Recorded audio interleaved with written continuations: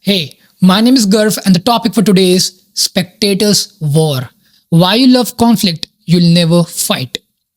This topic is not about whether any particular war is right or wrong, justified or not. This topic is about the psychology of those of us watching from the sidelines, the comfortable distance from which we consume conflict like entertainment while real people bleed. Have you noticed how passionate people get about wars they'll never fight?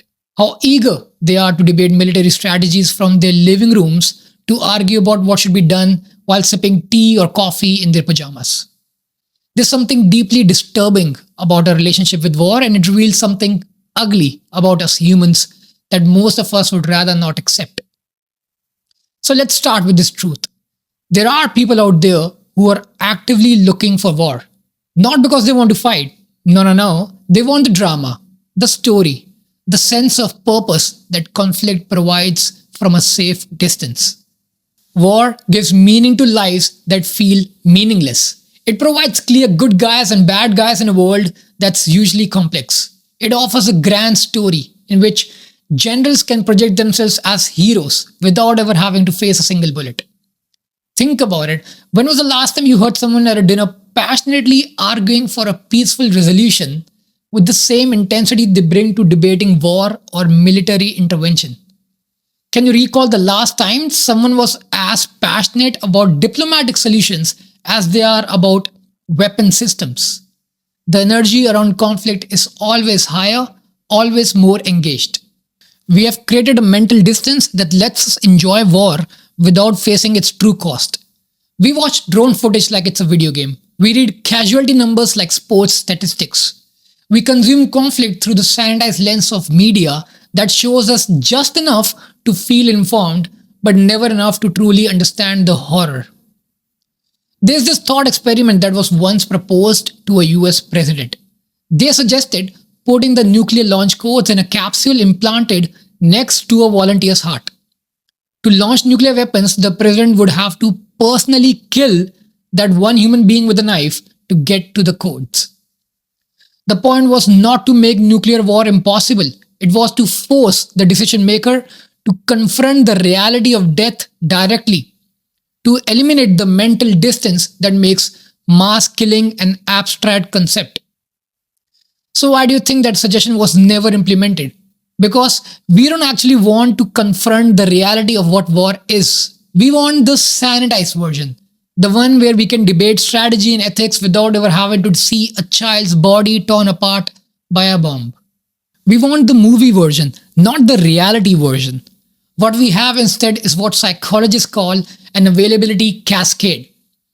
We see these vivid images: explosions, military tanks, jets, speeches, and our brains wired to respond to dramatic stimuli create an emotional response even if you don't fully understand what's happening or what war is really like. The media feeds us just enough imagery to trigger our emotional responses, but never enough to truly educate us about the cost. And here's another thing: our brains are wired to get along with the group. The reward of being accepted, of belonging, often outweighs our genuine desire for truth. So we adopt the group's position on conflict, whatever that position might be, because it feels good to belong. We would rather be wrong together than be right alone. Think about how this plays out in practice. Your social circle leans a certain way on a conflict, and suddenly you find yourself defending that position, not because you have done deep research or have personal experience, but because that's what your friends and family believes. You start sharing articles that confirm what your group already thinks. You start using the same language, the same talking points, the same emotional triggers. And if your group supports the war, you get to take credit for others' wins. You associate yourself with your military strength, with standing up to aggression, with righteousness, all without ever having to risk anything yourself. It's like being a sports fan whose team wins. You get to say we won, even though you have never set foot on the field. But what we're really avoiding is the actual human cost. The soldiers who come back home broken, the families torn apart, the children who lose their parents, the veterans who can't integrate back into society because they've seen and done things that the rest of us can't even imagine. We care about these people from a distance, but do we really care about their actual experience? Or do we just care about the story we tell ourselves about their sacrifice?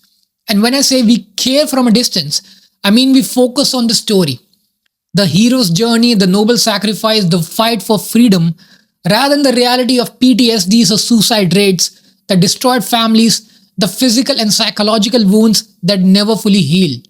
We want the clean story, not the messy truth. This is why most of us prefer not to know the full extent of what soldiers actually experience in combat.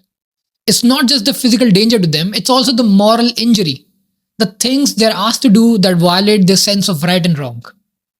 It's easier to support a war when you don't even have to think about 19-year-olds who has been ordered to shoot first and ask questions later. And it's not just about soldiers. We do the same thing with civilian casualties.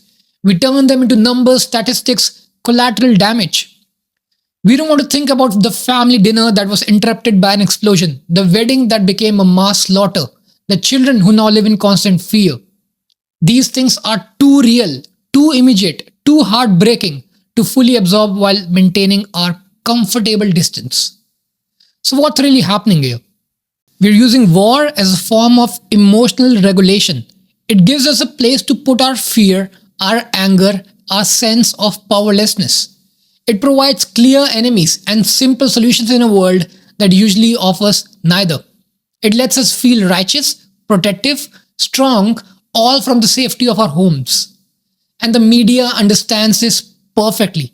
They feed us just enough reality to make it feel authentic, but filter out enough horror to keep us consuming. The media knows that if they showed us the full truth, the faces of the dying, the screams of the wounded, the exhausted soldiers who have seen too much, we'd have to confront something in ourselves that we are not ready to face. This is the psychology of the spectator's war. We want the drama without the trauma. We want the meaning without the mortality. We want to be part of something larger than ourselves without actually risking anything of ourselves. But here's my question for you. What does this say about us as a society? What does it say about a character that we can casually debate life and death decisions over lunch? That we can weigh the pros and cons of military intervention like we are discussing restaurant choices? I'm not saying we should never support military action or always oppose it. I'm saying that if you are going to have strong opinions about war, you better be honest about what war actually is. You better acknowledge that real human beings, not just numbers, not just statistics, but individual people with families and dreams and fears just like you and me will suffer and die based on those opinions. And maybe, just maybe before you get too comfortable in your couch, you should ask yourself, am I supporting this because it's truly necessary or because it makes me feel better about my own life? Am I advocating for war because it's the right thing to do or because it gives me something to be passionate about in an otherwise mundane life?